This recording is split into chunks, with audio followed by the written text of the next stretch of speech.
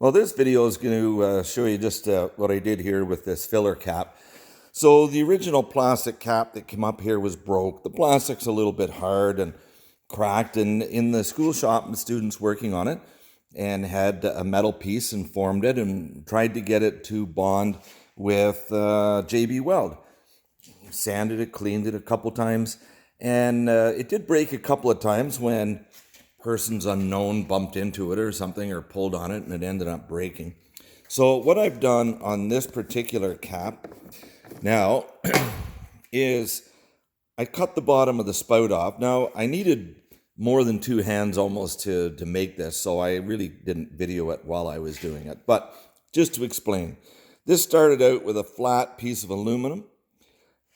Using my sheet metal brake, I bent this up into 90 degrees. And then in a metal stretcher, I spread it apart. That pushes this into a curve. And using an anvil and a rubber mallet, and I shaped this into a round piece.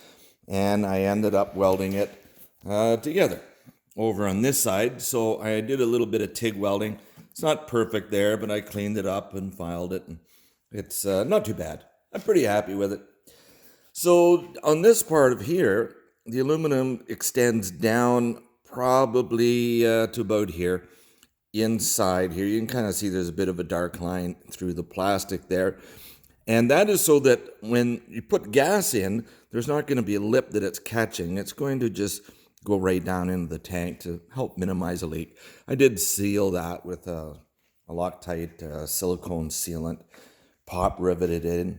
You can see in the cap here down, it looks like in there, the pop rivets come through. And some of the areas in here, you can see I've put a washer and behind the inside of the pop rivet to help support the load. I didn't want to risk cracking and breaking that plastic. Anyways, it's on there pretty solid. I'm pretty happy with it. Looks like it's going to work. So the next step now was on this piece on the top, and that was to put together a seat.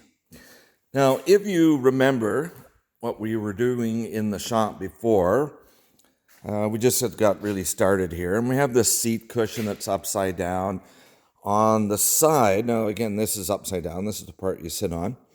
There was a bracket that went from up here and down to the side, and it holds this piece from bending. When you sit on the seat and you lean back, it would hold this rigid. But this would not fit into the space that there was on the mower. So that had to be cut off. Now when we cut that off, the support is gone. And there's only this light, really metal here. When you lean on it, that would bend back, and it wouldn't be long before that would just be broke. It wouldn't be very good. So what I have been doing here is got the seat on, got the right width, piece of flat bar, welded it across onto here. This is going to hold these solid in piece. There or in place. Got some angle iron. It all fits. Hole. I have some more holes to drill. Cut on an angle. And this piece is going to go, as we can see on here. I'm going to weld this on.